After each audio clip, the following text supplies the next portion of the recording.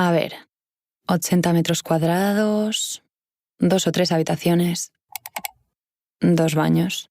Bueno, con uno vale, la verdad. Reformado, ascensor... Claro, que no se vaya de precio. A ver qué hay. Buscar una casa en la que emanciparnos. El rito de paso a la edad adulta de las sociedades modernas.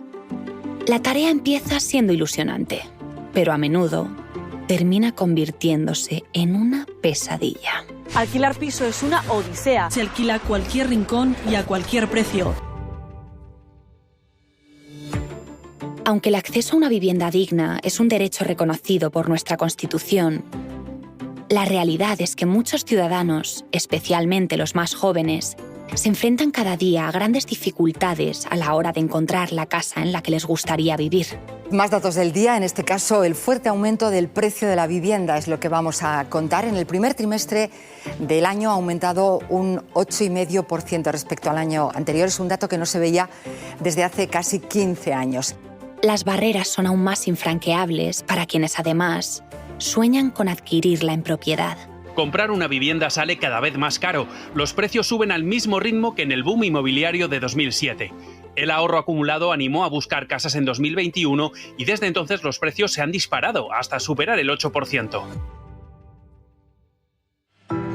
La combinación de precios altos y unos ingresos normalmente bajos e inestables suele conducir irremediablemente al alquiler. Y a un bucle del que es muy difícil salir. Destinar buena parte de los ingresos mensuales a pagar la renta complica mucho la tarea de ahorrar para comprar una vivienda. El alquiler se come el salario de las familias. Atrás quedaron los años de la casa en la playa y del boom inmobiliario. ¡Un apartamento de Hoy, la dificultad para acceder a la vivienda está entre los asuntos que más preocupan a nuestros conciudadanos. Y sus consecuencias son visibles en muchos otros fenómenos sociales, como el descenso de la natalidad o el aumento de la desigualdad. Antes de emanciparse, trazar ilusionantes proyectos vitales o soñar con formar una familia, millones de españoles se formulan la misma pregunta. ¿Podrán los jóvenes comprarse una casa en el futuro?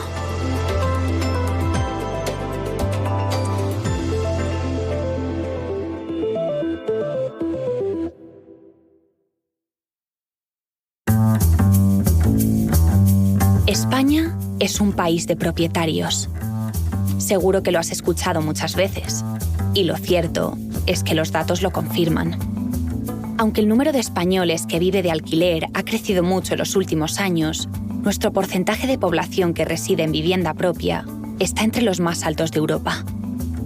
Un 76%. Sin embargo, esto no siempre ha sido así. Hasta los años 60 del siglo pasado, especialmente en las grandes ciudades, predominaba el alquiler.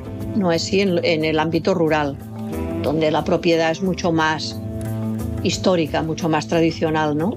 Carme Trilla es la presidenta del Observatorio Metropolitano de la Vivienda de Barcelona. Pero sí que con toda la gran construcción que se hizo en la segunda mitad del siglo XX, el acceso a la vivienda se produjo más bajo la fórmula del acceso a la compra. Los polígonos de viviendas populares alcanzan ya en Barcelona un índice considerable. En la zona denominada Belviche, el ritmo de construcción es acelerado. Las políticas públicas comenzaron entonces a incentivar la construcción y la compra de nuevas viviendas. Se han habilitado para ello una serie de ayudas financieras y bonificaciones fiscales, así como nuevos sistemas crediticios adecuados, a medio plazo para constructores y a largo plazo para compradores. Al final teníamos unas desgravaciones fiscales que estuvieron activas hasta 2013, tenemos la vivienda de protección oficial, que se planteaba en régimen de venta. Andrea Jarabo es la responsable de comunicación y de incidencia de la asociación sin ánimo de lucro Provivienda. Es decir, había una serie de políticas públicas, muchísima inversión pública, orientada a que un gran porcentaje de la población accediera a la vivienda a través de la propiedad. Adquirir una casa en propiedad se convirtió no solo en la forma más habitual de emanciparse, sino también en una vía de ahorro y en un símbolo de estatus y progreso. Además de las políticas públicas, la favorable situación financiera y económica de finales de los años 90 y principio de los 2000 también impulsó la compra de vivienda. El periodo más intenso de acceso a la compra fue del 97 al 2007, porque hubo aquí una presión importantísima del sector financiero para introducir hipotecas. Las hipotecas a precios de interés muy bajos, y por tanto fue la explosión de la demanda de crédito concretada en la demanda de vivienda. Un paisaje repleto de grúas y créditos fáciles y baratos para todo el mundo. La compra de vivienda y con ella el endeudamiento se dispararon en los primeros años del siglo XXI. De hecho, muchos españoles no se conformaron con su residencia habitual. Tener una casita en el campo o en la playa dejó de ser un deseo inalcanzable. ¡Por un apartamento! Aunque esta vivienda es en realidad un fantástico bungalow adosado. El auge de las segundas residencias explica que España sea, todavía hoy, uno de los países europeos con mayor número de viviendas por habitante. Pero un crecimiento constante, sustentado en el exceso de crédito y el aumento vertiginoso de los precios, no podía mantenerse indefinidamente. Terremoto en Wall Street y en el panorama bancario de los Estados Unidos. Han caído dos de los grandes. Lehman Brothers, el cuarto banco mundial de inversiones y con 25.000 trabajadores, se declara en bancarrota. En 2008, las imágenes de los empleados del banco Lehman Brothers saliendo de sus oficinas con sus pertenencias en cajas coparon los informativos de televisión. Lehman Brothers filed for bankruptcy. This is absolutely stunning. Wall Street has seen very, very few days like this. Se convirtieron en un símbolo del estallido de la crisis de las hipotecas basura. We are in the midst of a serious financial crisis. As a result, our entire economy is in danger. Cette crise financière marque la fin d'un monde. Los efectos del desmoronamiento de un mundo financiero globalizado alcanzaron a la economía española y también a su mercado de vivienda. En la segunda parte de 2008 y primera de 2009, el crecimiento seguirá siendo débil o muy débil. Así, España dijo adiós a su sueño inmobiliario.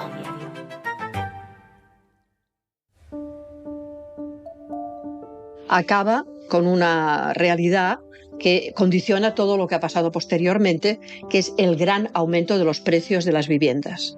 En 10 años, en Cataluña, los precios de las viviendas habían aumentado un 300%, mientras los salarios crecían un 30%. Las cuentas ya no salen y el mercado de la vivienda cae como un castillo de naipes. España se llena de casas vacías y de grandes edificios y urbanizaciones a medio construir. Fósiles de un pasado de desenfreno urbanístico. La crisis se concentró en el mercado inmobiliario y penalizó de una forma absolutamente enorme el proceso de edificación en España, que era muy intenso, y bloqueó la actividad constructora. Paloma Taltabuy es catedrática de Economía Aplicada de la Universidad de Alicante. Esto no es solo en España, sino en otros países también, ¿no? Desde entonces, el acceso a propiedad es muy difícil. Es una situación que viene dada por bajos ingresos y falta de flujos financieros, de hipotecas. De la noche a la mañana, los bancos cerraron sus barras libres de préstamos hipotecarios. Aumentaron sus exigencias al mismo tiempo que reducían su generosidad. En los mejores años de la burbuja, estaban dispuestos a conceder préstamos por cantidades que superaban el valor del inmueble. Ahora, puedes considerarte afortunado si consigues un 80%. Y eso suponiendo que hayas sido capaz de ahorrar lo suficiente para la entrada. No pienso en planes a largo plazo. Comprar una casa ni me lo planteo. Imposible con el precio de la vivienda. En España es complicado. Porque no tengo dinero para la entrada, no tengo aval. El acceso a propiedad requiere de ingresos estables y largos y nuestro mercado de trabajo es precisamente un mercado de trabajo con alta temporalidad y con salarios no muy altos, ¿no? Entonces los hogares jóvenes tenían difícil. Esta situación también existía antes de la crisis financiera, ¿no? Pero la flexibilidad del mercado hipotecario resolvía el problema y podían tener ese acceso con un poco más de penalización o de dureza en los primeros años, pero bueno, ahora no existe ese acceso. El problema es especialmente preocupante en el caso de los jóvenes. Con ingresos insuficientes para hacer frente al pago de una entrada y empleos demasiado precarios como para asumir una hipoteca a largo plazo. Unos efectos que se extienden por toda la geografía española. Desde el mundo rural, donde viviendas demasiado grandes o en mal estado y con una cara rehabilitación, hacen que escasee la oferta de venta o alquiler, hasta las grandes ciudades. Aquí, sus consecuencias son mucho más acuciantes. La gran diferencia está en el precio del suelo. En definitiva, es el precio del suelo el que acaba condicionando el precio de la vivienda. Y entonces ese precio del suelo está mucho más alto en las zonas de mayor demanda, en las zonas urbanas más densas y sobre todo las zonas metropolitanas, también en ciertas zonas de costa o turísticas. Parecen los ingredientes de la tormenta perfecta. Altos precios, sueldos bajos, empleos precarios, enormes exigencias para acceder a una hipoteca y además el pequeño porcentaje de vivienda social y de vivienda asequible que tenemos en nuestro país. El parque de vivienda a precios por debajo del mercado se sitúa en España en un 2,5% del total, cuando la media de la Unión Europea es un 9,8%.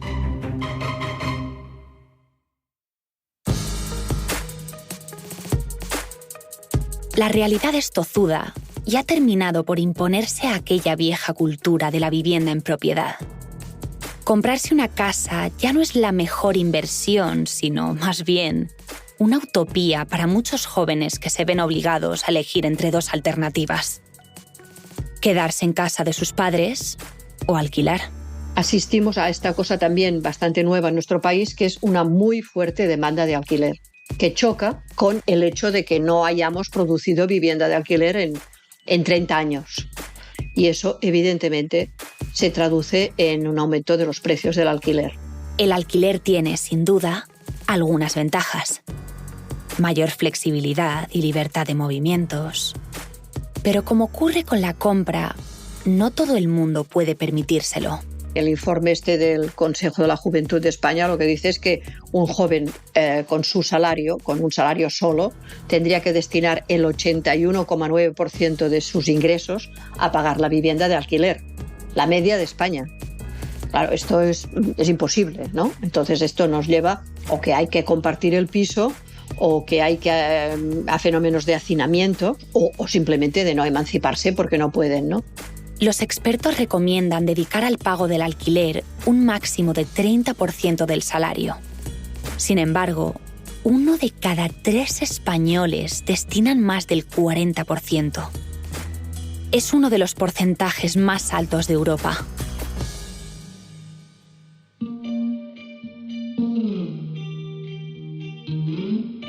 Una casa es mucho más que un edificio, una simple combinación de paredes y techos.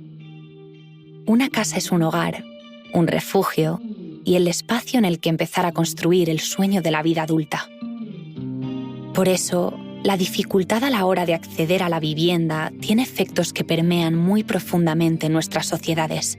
Irse de casa, esa es la aspiración de muchos jóvenes en España que hoy en día lo ven casi imposible. Lo que se ha producido ya en el siglo XXI es esa cosa sorprendente de que aún teniendo trabajo, los jóvenes no pueden acceder a una vivienda, por supuesto de compra, pero en muchos casos ni tan solo de alquiler, ¿no?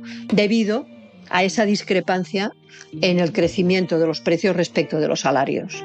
Solo un 14,9% de los jóvenes entre 16 y 29 años se han emancipado. Esto es dato del segundo trimestre del 2021. Volar lejos del nido es tan natural y necesario como complicado en los tiempos que corren.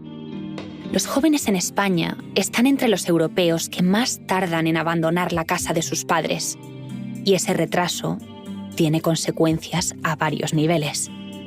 Todo lo que tiene que ver con el retraso del ciclo vital, de procesos de emancipación, de vivir solo, de vivir todas las experiencias que te da también vivir solo. Ya no te digo ni siquiera formar una familia o tener hijos, etcétera, sino todo lo que tiene que ver con desarrollar tu proyecto de vida independientemente o de una forma dependiente de tu núcleo familiar, ¿no? La emancipación tardía tiene una consecuencia, aparte en el bienestar de la salud mental de los jóvenes y de su autoestima y de su autoconfianza, tiene una traducción muy clara, que es en el retraso en el nacimiento de los hijos. Pero es que no solo es esto, sino que también lo que ocurre al retrasarse la edad de maternidad es que se tienen menos hijos. Y eso, en principio, también es un tema preocupante en el sentido de que nos falta ese relevo generacional necesario de cara al futuro. Es por razones como estas por lo que el derecho a la vivienda aparece reconocido en distintos tratados internacionales de derechos humanos y es el punto central del artículo 47 de nuestra Constitución. Pero, como hemos visto, el reconocimiento expreso de un derecho sobre el papel no siempre garantiza su cumplimiento. En 2020 pudo comprobarlo el entonces relator de Naciones Unidas para la Pobreza Extrema y los Derechos Humanos, Philip Alston, durante una visita de unos días a nuestro país. El derecho a la vivienda existe en la Constitución española. Olvídenlo. No tiene sentido.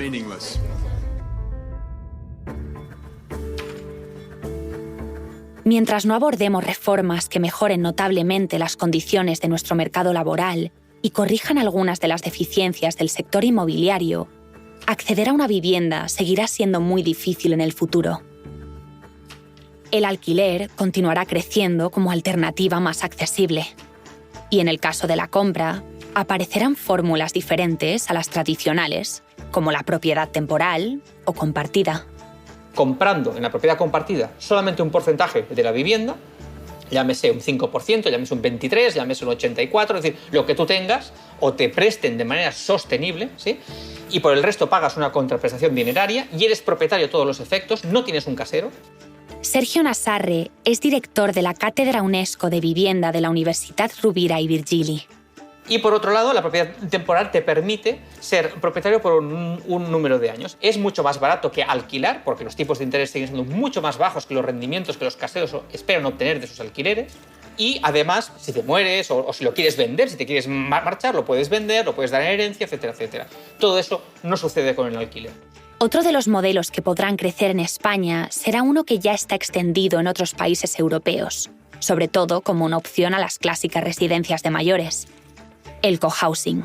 Atento porque aumenta el cohousing en España, una alternativa de viviendas colaborativas para retirarse entre amigos. En la actualidad ya hay más de 30 ciudades españolas donde se puede encontrar proyectos de cohousing construidos o ya en marcha. El cohousing ahora es un concepto de una propiedad en la que tú compras tu vivienda, que es tuya exclusivamente, pero compartes con el resto de los propietarios de sus viviendas las zonas comunes.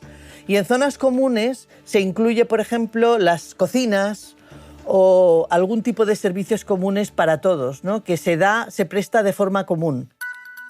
Similar a esta propuesta es la de Rubén, un joven bilbaíno que se está construyendo una vivienda cooperativa en forma de cesión de uso. Una fórmula diferente a la más conocida construcción en cooperativa, en la que, una vez finalizado el edificio, cada individuo es propietario de su casa. Aquí no. En este caso, la cooperativa es la propietaria y cede el uso, de forma indefinida, a los cooperativistas. No hay ningún tipo de división, entonces se gestiona de forma democrática con todas las socias. Lo pagas de forma comunitaria, con una financiación, que suele ser el 80% de la financiación y el 20% de capital que tienen que aportar las socias para llevar a cabo ese proyecto, y al mes pagas un canon de uso que supone la hipoteca y los mantenimientos, que suele estar por debajo del mercado porque te estás ahorrando en los beneficios de promotor, digamos, ¿no? Que es un 25% aproximadamente. Para Rubén, las ventajas de la cesión de uso frente a la clásica compra son muchas. No te estás atrapando en una hipoteca. O sea, no eres tú sino la cooperativa, aunque tú puedas avalar para que la financiación sea viable, pero tú no cargas con ello, tú te puedes marchar, tú tienes que en un momento cambiar tu vida y hemos visto que la burbuja llega un momento que puedes saber comprar una vivienda y si te quieres marchar deber dinero al banco, incluso perder dinero aunque te la quites. En este caso eso no pasaría nunca porque realmente tú no estás vendiendo al mercado, lo que estás es cediendo tu espacio para que entre otro socio y por medio de la cooperativa siempre entre otro socio. O sea, yo pongo un capital de 25.000 pongamos y cuando entra otro socio me devuelven el capital. Es decir, tienes los beneficios de ser propietario, aunque sin serlo. Además, también disfrutas de la libertad que supone el alquiler. Y frente a este, cuando la cooperativa ha terminado de devolver la hipoteca, tú ya no tienes que pagar más cuotas. La casa está pagada. Más allá de estas nuevas fórmulas, muchos españoles seguirán necesitando el apoyo del Estado para acceder a una vivienda digna y adecuada, por lo que con toda probabilidad se disparará la demanda de vivienda social. Esta transformación de una sociedad que compra a otra que también alquila no es necesariamente mala, y de hecho, ya es el modelo imperante en los países más desarrollados de Europa. Pero también entraña un riesgo. El peligro de que la diferencia entre comprar y alquilar contribuya a profundizar las desigualdades sociales. Es decir, que nos convirtamos en un país dividido en dos grandes clases. Una de propietarios ricos, capaces de ahorrar y acceder a una hipoteca, y otra de inquilinos pobres condenados a dedicar el grueso de sus ingresos a pagar el alquiler. A lo que nos lleva todo lo anterior, a la hora de expulsar a los que menos tienen del mercado hipotecario y del mercado de compra de la vivienda, lo que consigues es que tienen que conformarse quiere decir que no están de acuerdo, si las circunstancias fueran distintas, con ser inquilinos de los que más tienen, los que sí que han podido comprar. Llámese fondos, llámese el señor Pepe que ha comprado 12 casas, es igual. Es decir, el hecho está en que estamos creando una sociedad de ricos propietarios y de pobres inquilinos. España nunca ha sido así. Los que compran son los fondos y los bancos. Los grandes fondos que acaparan la propiedad de las viviendas no son, digamos, el problema, sino que son la consecuencia de haber impedido que los que menos tienen puedan comprar. Lo han comprado ellos. Y luego están haciendo inquilinos mucho más caros a aquellos que antes de 2007 podían comprar.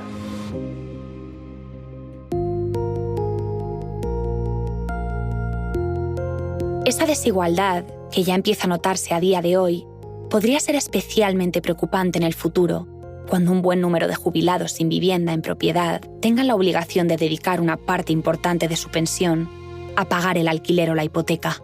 Evidentemente, eso resta muchísimo margen de actuación, de margen de maniobra. Sara Baliña es economista y subdirectora de la Oficina Nacional de Prospectiva y Estrategia del Gobierno de España. ¿Cómo vas, por ejemplo, a sufragar los gastos de cuidado en edades avanzadas? Condiciona tus decisiones de ocio, de consumo. Evidentemente, eso que no tenemos a día de hoy, donde la mayor parte de la gente en edades avanzadas vive en una vivienda en propiedad y con la hipoteca ya pagada, que es una parte muy importante, pues de aquí a 2050, si no corregimos la situación actual, podemos no estar en esa realidad.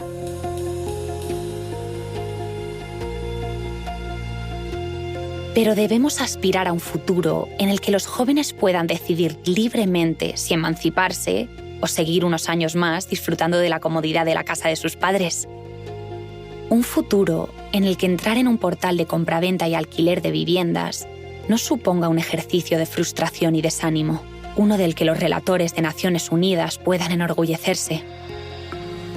En ese futuro, el sector público garantizará mejores condiciones fiscales y más políticas sociales destinadas a garantizar el acceso a la vivienda. Nuestro país tiene un problema que es que destina a política de vivienda un porcentaje absolutamente insuficiente del PIB. Estamos en el 0,2% del PIB. La media europea es del 0,6%. Entonces, pasar del 0,2 al 0,6 es importantísimo. Es la clave, porque esto es lo que puede permitir pues, dar esas subvenciones a los promotores para que hagan vivienda protegida, hacer estas ayudas a los inquilinos para que puedan pagar su vivienda de alquiler privado, sin un aumento importante de los recursos públicos en vivienda, no vamos a dar este salto. Además, pondrá a disposición de los ciudadanos que lo necesiten un mayor número de viviendas públicas a precios asequibles. Lo que hay que hacer es incrementar la oferta de todas las gamas para que el alquiler sea en realidad la solución de la primera fase de acceso de los hogares. Necesitamos construir más. Y ahí el sector público tiene un papel muy importante, porque no es necesario que el sector público se ponga con fondos públicos a construir todo, pero que envíe señales y que esas señales pues animen al sector privado a que vuelva a construir. En ese futuro, se fomentará el alquiler de la vivienda vacía. Y de ese modo, habrá menos casas sin gente y menos gente sin casa. Los determinantes son los grandes inversores que se han quedado con un parque de viviendas que en la mayoría de los casos no saben ni lo que tienen y que no saben qué hacer con ellas, y que lo que tendrían que hacer es pues llegar a un acuerdo con la administración para ponerlas a un alquiler social e incluso pues llegar a venderlas a precios razonables a la administración. En 2050, las viviendas responderán mejor a las necesidades de los ciudadanos y a la nueva realidad del modelo de familia. Todas las previsiones apuntan a que vamos a hogares con un tamaño medio más bajo, hogares menos poblados y más envejecidos. De hecho, es muy probable que durante la próxima década y media, más del 60% de los hogares en España tengan solo 1 o 2 miembros. Al final, pues la caída de la fecundidad, el hecho de que se retrase la emancipación, de que las familias sean más pequeñas, pues cambia la naturaleza de los hogares y las necesidades que tienen esos hogares de vivienda. A lo mejor ya no se necesitan viviendas tan grandes, sino cosas pues más modulares, más adaptadas a esos hogares. Y además, el parque actual de viviendas se adaptará a 2 de las grandes tendencias que marcarán las próximas décadas. Por un lado, el envejecimiento poblacional. Y ahí hay un ámbito que tenemos que abordar, ¿no? Que es el de la accesibilidad. Y una parte no menor de las viviendas en España no garantizan que, por ejemplo, una persona en silla de ruedas pueda acceder desde la calle a su casa. Y ahí la rehabilitación tiene mucho que decir. En España se rehabilita un porcentaje de viviendas mucho más bajo que en otros países europeos, como por ejemplo pueden ser Francia. Y por otro, el cambio climático y las exigencias de sostenibilidad y eficiencia energética, para lo que la rehabilitación también será clave. Tenemos un parque de viviendas bastante envejecido, ¿no? La edad media es bastante alta. ¿Cómo lo podemos hacer? Pues al final cambiando desde fachadas hasta tejados, hasta cerramientos, para que el aislamiento del calor y del frío sea mucho mejor. Esto también suponga un ahorro de energía y que nos ayude también a combatir, por ejemplo, la pobreza energética de muchos hogares vulnerables, ¿no? Otra alternativa clara que está ya sobre la mesa es que podamos instalar paneles solares en los tejados de los edificios y que eso nos sirva para alimentar la calefacción de nuestras viviendas, o incluso el coche eléctrico, ¿no? Que podamos cargar durante la noche con ese exceso de energía renovable. ¿Seremos capaces de alcanzar ese futuro tan deseable en los próximos años? O, recuperando nuestra pregunta inicial, ¿podrán los jóvenes comprarse una casa en el futuro? España ha sido durante décadas uno de los países de la Unión Europea en los que era más fácil acceder a una vivienda. Y más allá de factores coyunturales, no hay ninguna razón estructural para pensar que no pueda seguir siendo así en el futuro. Debemos situar este reto en el centro de nuestras prioridades. Implementar las acciones y las políticas adecuadas para garantizar este derecho, evitando que se convierta en un elemento de exclusión y desigualdad. Como ocurre con la salud o la educación, la vivienda es una de las bases sobre las que se asientan buena parte de los derechos fundamentales. Pero el hogar es, además, el espacio en el que nacen los sueños y proyectos vitales con los que los individuos construyen el futuro de las sociedades. No podemos prescindir de ellos.